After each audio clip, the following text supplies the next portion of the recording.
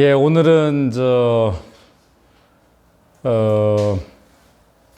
인포메이션 티어리, 크로스 엔트로피, 쿨백 라이브 다이버전스 이런 통신에서도 중요하고 최근에 빅데이터 분석에서도 중요하고 또 이 자체로서 굉장히 흥미도 있고 또 이런 아이디어를 활용하면 포털 사이트 디자인할 때도 유용성이 있을 수 있는 인포메이션 메저, 인포메이션 티어리에 대해서 살펴보겠습니다. 셰넌, 굉장히 훌륭한 학자죠. 자, 포털 사이트를 디자인할 때 여러분 같으면 어떻게 하시겠습니까?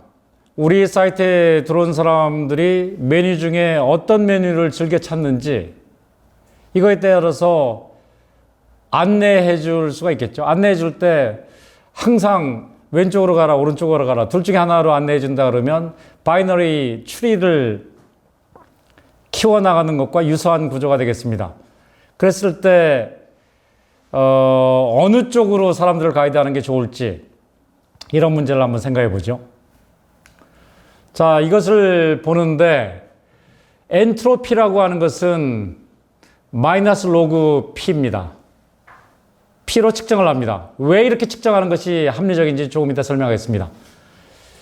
조금 더 구체적인 숫자까지 의미를 주기 위해서 미치, 2인 로그.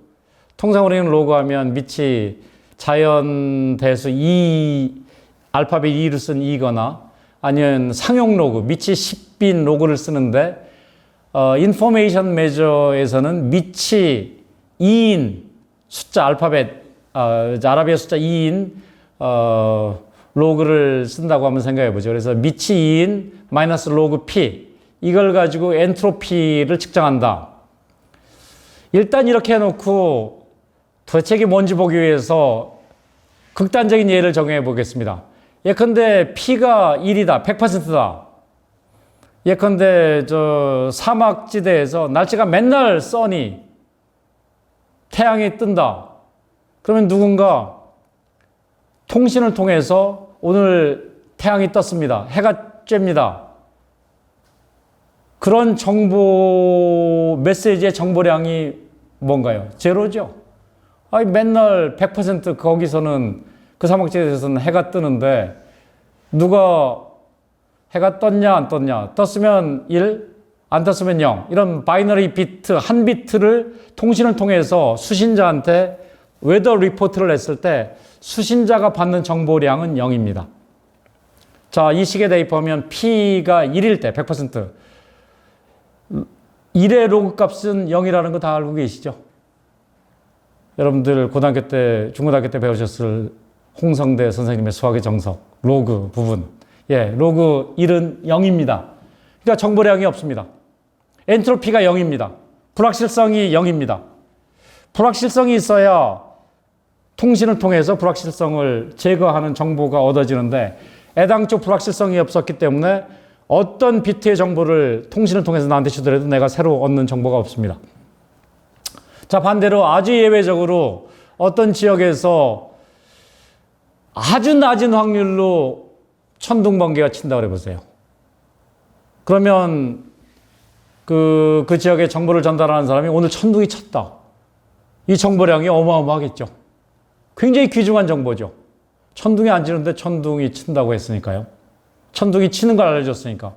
그러니까 이때는 P 값이 작아지면 마이너스 로그 미치 2인 P의 값은 로그 2의 로그의 성질에서 마이너스가 P분의 1로 들어가잖아요. 그러니까 P가 작으니까 P분의 1은 큰 값이죠. 큰 값에 로그를 취하니까 큰 값이죠. 정보량이 많습니다. 그러니까 여러분 친구들 중에서도 내가 귀중한 정보 줄게 하면서 뻔한 얘기, 뻔하다는 게 항상 발생할 가능성이 있는 얘기. 그런 얘기 알려주는 것은 나한테 정보량이 없죠. 근데 누군가가 굉장히 아닐 것 같은데, 둘이 안 사귀는 것 같은데, 둘이 같이 산대. 이 정보를 주는 순간 나는 정보량이 많은 거죠. 무슨 얘기인지 알겠습니까? 굉장히 희박한 일에 대해서 내가 알게 되면 내가 얻는 정보는 많은 거죠. 너무나 당연한 일에 대해서 내가 그 얘기 들어봐야 내 정보가 바뀌는 게 있습니까?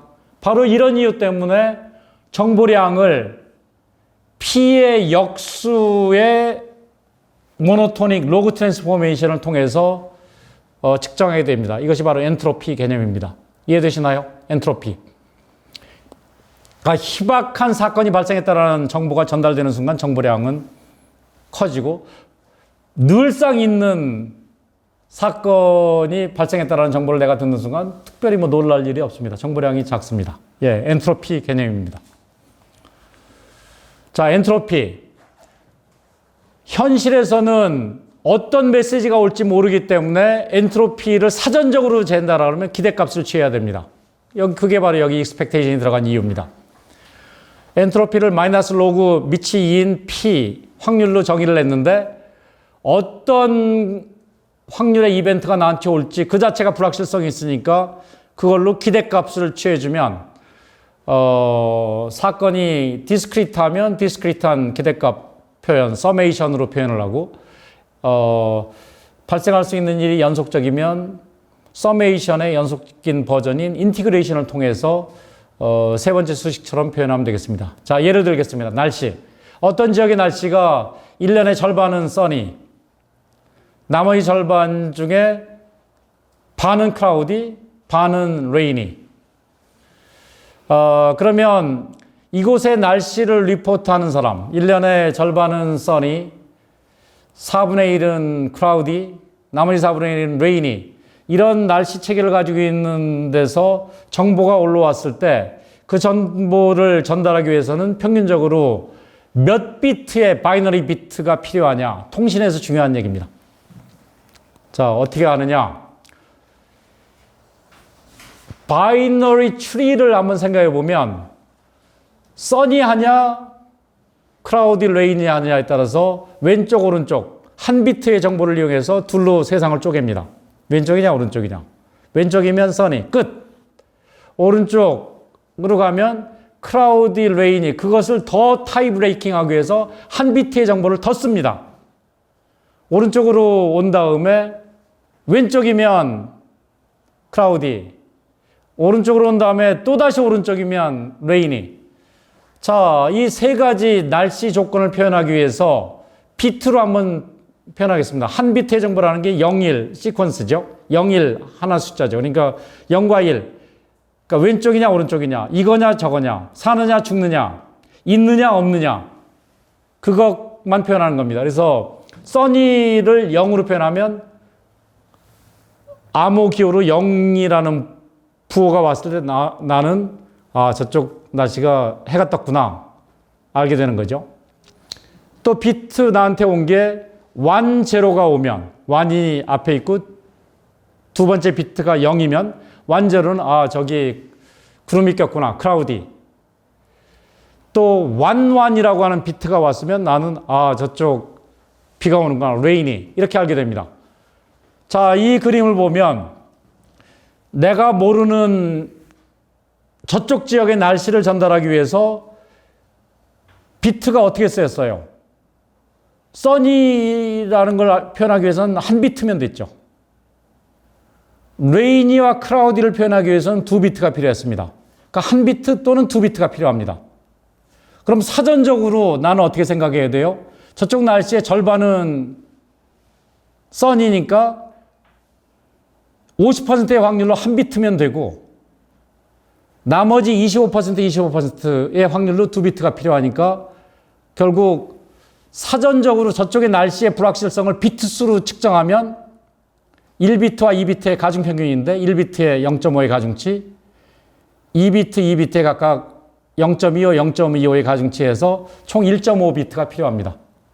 저쪽 지방의 날씨를 내가 바이너리 비트로 전달받는다 그러면 나는 사전적으로 생각할 때 평균적으로 1.5비트가 필요하구나 이렇게 되는 거죠. 이 1.5비트가 저쪽 날씨를 표현하는 불확실성의 측정치입니다. 반대로 저쪽 날씨에 불확실성이 하나도 없다 그러면 몇 비트가 필요해요? 아무런 전달해봐야 정보량이 없으니까 정보 안 주면 똑같죠. 비트가 0입니다. 불확실성이 없을 때 항상 날씨가 써니, 그럼 나는 뭐 거기 보고받을 필요도 없어요. 그때는 엔트로피가 제로입니다. 불확실성이 0. 이해되십니까? 반대로 반반. 이때는 0이면 써니, 1이면 클라우디. 그때는 한 비트면 됩니다. 불확실성이 한 비트로 표현이 됩니다. 근데 여기서 본 것처럼 절반으로 써니, 나머지 절반이 또 쪼개져서 클라우디, 레인이면은 불확실성이 1비트와 2비트의 중간이 1.5비트가 필요합니다. 이게 엔트로피의 개념입니다. 그러니까 엔트로피라는 것은 상대방이 불확실성을 전달하기 위해서 몇 비트의 정보가 평균적으로 필요하냐, 이것이 엔트로피 메저고, 엔트로피가 크다라는 것은 거기에 불확실성이 크다라는 거죠. 엔트로피가 낮다라고 하는 것은 거기에 불확실성이 별로 없기 때문에 그 날씨 상황을 표현하기 위해서 나한테 전달해주는 정보가 작아도 된다라는 겁니다. 이해되십니까? 그런 의미에서 엔트로피의 메저나 정보량의 메저나 같은 개념입니다. 자, 이제는 어떤 사람이 아주 비효율적으로 코딩한다고 그래 보세요. 그러니까 써니를 한 비트를 배정하는 대신에 4분의 1의 확률인, 드문 확률인 비가 오면 한 비트를 그냥 통째로 주고, 써니와 클라우디를 묶어서 써니거나 클라우디면 첫 번째 비트를 1을 주고, 거기서 써니면 두 번째 비트를 0 값을 주고, 클라우디면 두 번째 비트 값을 1을 준다라고 이렇게 코딩을 해서 나한테 날씨를 정보로 전달한다 그러면 어떻게 되겠어요? 코딩 길이가 평균적으로 늘어나겠죠. 왜 그러냐면 앞에 코딩 방식은 가장 효율적인 코딩 방식이에요. 왜 효율적이냐면 제일 자주 발생하는데 한 비트로 표현했으니까 평균적으로 비트 길이가 짧아지죠. 근데 지금은 그렇게 효율적이지 않은 레이니에 대해서 한 비트를 그냥 배정했으니까 좀 더 자주 일어나는 써니가 두 비트로 표현되니까 기대치를 구하면 비트 수가 늘어납니다. 자, 여기 계산해 보시면 이 코딩이 비효율적이니까 엔트로피를 사전적으로 계산해 보면 사전적으로 1.75비트가 필요한 거죠. 이해되시나요?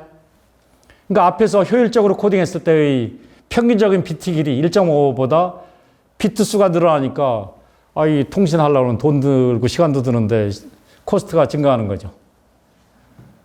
이해되십니까? 예, 그래서 앞에 코딩 방식은 efficient한 코딩이죠. 자주 일어나는 정보는 짧게 표현하고 가끔 일어나는 정보는 길게 표현한 거죠. 반대로 크로스 코딩의 경우에는 마치 이런 코딩 체계는 실제 비가 오는 날이 절반, 써니와 클라우디가 각각 4분의 1인 이런 날씨 확률이라고 그러면 이건 효율적이죠. 그러니까 이 코딩 체계를 정당화하는 확률 분포와 암묵적인 확률 분포와 실제의 확률 분포가 다른 거죠. 그러니까 실제의 확률 분포에 따르면 이 코딩이 효율적인 코딩인데, 이런 식의 코딩은 실제 확률 분포의 관점에서 온 비효율적인 코딩이고, 이 코딩을 정당화하는 가상적인 확률 분포는 레이니의 확률이 50%, 써니와 클라우드의 확률이 25%씩인 그런 식으로 해서 원래 확률과 다른 확률 하에서만 정당화될 수 있는 거죠. 그러니까 1.75비트와 1.5비트의 차이는 원래의 확률, 날씨 확률과 이 코딩을 정당화하는 가상적인 확률의 일종의 갭이라고 볼 수도 있겠습니다. 이해되시나요? 그래서 크로스 엔트로피라고 하는 것은 실제 확률은 써니가 4분의 1, 레이니와 클라우디 2분의 1, 레이니와 클라우드가 4분의 1인 상태에서의 엔트로피인데, 크로스 엔트로피라는 것은 실제 확률을 가상적인 확률화해서 효율적인 코딩을 가지고 코딩했을 때의 기대 비트 수가 됩니다. 자, 크로스 엔트로피라는 개념, 이것은 뭐냐면 엔트로피라고 하면 크로스 엔트로피보다 작죠. 크로스 엔트로피는 엄한 가상적인 확률을 가지고 코딩을 했으니까 코딩이 길어진단 말이에요. 1.5 대신에 1.75로. 얼마나 더 길어졌느냐? 0.25비트 길어졌는데 평균적으로 0.25비트 길어졌다는 것이 원래의 확률 분포와 그 멍청한 코딩을 정당화해주는 가상적인 확률 분포 사이의 갭이라고 볼 수도 있겠습니다. 그 갭을 쿨백 라이브러 다이버전스라고 부릅니다. KL 다이버전스. 굉장히 중요한 개념이죠. 제가 한 30년 전에 미국에 있을 때 KL 다이버전스 가지고 논문 썼던 생각이 나네요. 엊그제 같은데 30년이 지났습니다. 자, 정리하겠습니다. 이 수식을 다시 정리하면 KL 다이버전스라는 것은 크로스 엔트로피와 엔트로피의 차이입니다. 크로스 엔트로피와 엔트로피의 차이기 때문에 실제의 확률 매저와 가상적인 확률 매저의 다이버전스라고 볼 수도 있겠습니다. 여기서 실제의 날씨 분포, 그것을 P라고 부르고 True Distribution, 그 멍청한 코딩을 정당화해주는 암묵적인 확률 분포를 Q라고 부르면 엔트로피라고 하는 것은 로그 P의 마이너스 로그 P의 기대값이고 크로스 엔트로피라는 것은 마이너스 로그 Q의 기대값입니다. 가상적인 분포하에서의 확률.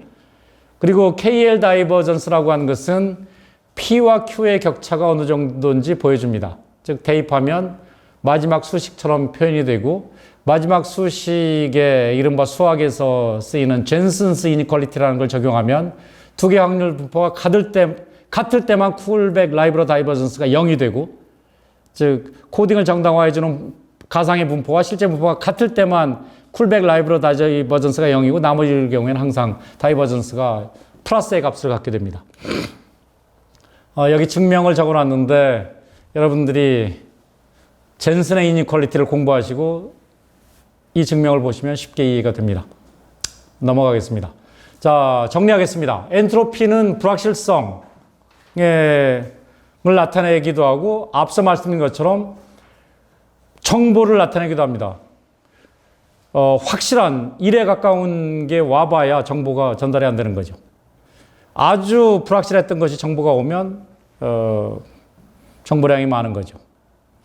어떤 날씨가 맨날 선이면 불확실성이 없습니다. 거기서 어떤 정보가 와봐야 정보량이 없습니다. 결국 불확실성과 정보는 같이 갑니다.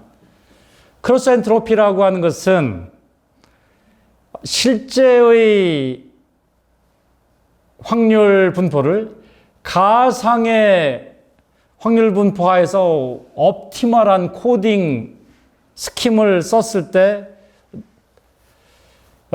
비효율적으로 코딩이 증가한 것을 반영합니다. 따라서 엔트로피보다 크로스 엔트로피가 적어도 같거나 크고 쿨백 라이브러 다이버전스는 크로스 엔트로피와 엔트로피의 갭으로서 이 값이 0인 경우는 실제의 확률 분포와 가상의 확률 분포가 같을 때 0이고 조금이라도 차이가 나면 항상 플러스의 값을 취하게 되겠습니다. 예, 이번 시간에 셰논의 엔트로피 개념, 엔트로피가 바로 정보의 매저가 될 수 있다는 것, 그것과 코딩, 효율적인 코딩, 비효율적인 코딩을 정당화하는 암묵적인 분포와 실제 분포의 갭을 쿨백 라이브러 다이버전스로 잴 수 있다는 것, 이런 것에 대해서 소개를 했습니다.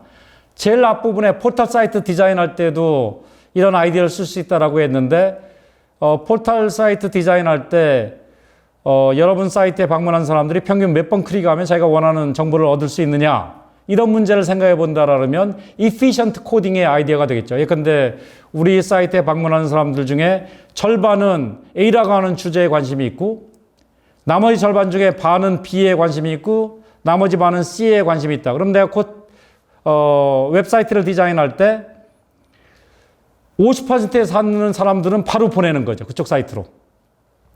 나머지 두 개 주제에 있는 사이트에 있는 사람들은 묶어서 다른 쪽으로 보낸 다음에 추가로 B에 관심 있으면 여기로 가고 C에 관심 있으면 여기로 가라. 그러면 여러분 사이트를 방문하는 사람들은 평균적으로 1.5번 클릭하면 자기가 원하는 정보를 얻을 수가 있겠습니다.